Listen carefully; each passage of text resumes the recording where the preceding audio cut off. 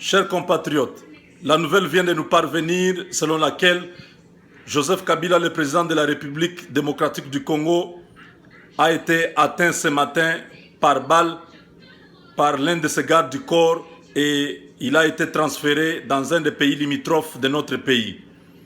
En attendant, la République est dirigée par Zoé Kabila et sa sœur Jeannette qui sont en train d'intimider tous les généraux à ne pas pouvoir faire des annonces d'un quelconque coup d'État.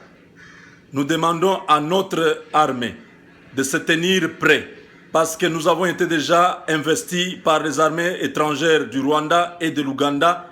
Depuis hier, vous avez vu la démonstration lorsqu'ils sont descendus en force et encerclé tous les camps militaires de la ville pour récupérer toutes les armes.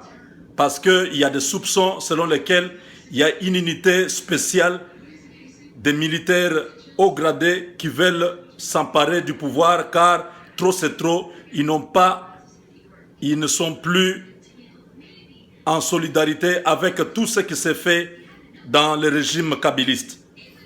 Surtout ce qui s'est passé le 19 et le 20 a davantage renforcé la thèse à tous ces extrémistes qui sont dans l'armée à pouvoir récupérer le pouvoir par force.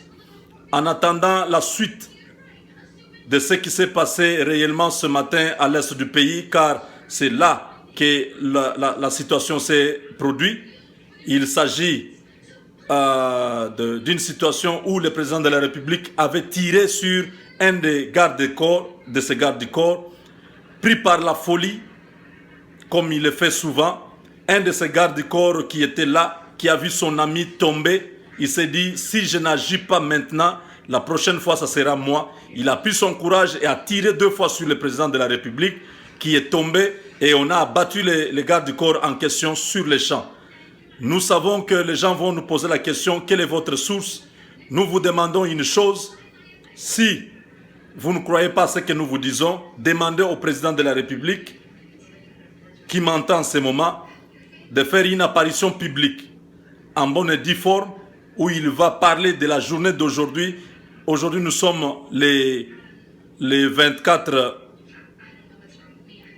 septembre 2016, qu'il fasse une petite apparition où il va dire quelque chose aux Congolais et cela va démentir tout ce que je viens de vous dire. Mais sinon, la tension est palpable.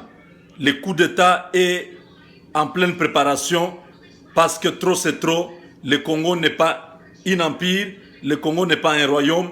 Bientôt, la situation va être rétablie. Jeannette et Kabila sont en train de préparer quelqu'un qui pourra remplacer Joseph Kabila dans les circonstances où le président ne sera pas en mesure de pouvoir répondre à ses obligations professionnelles dans les jours qui suivent. Nous voulons que la population congolaise reste vigilante et ne puisse pas baisser les bras. Nous sommes près de la victoire et que Dieu bénisse notre peuple, que Dieu bénisse la République démocratique du Congo. Je vous remercie.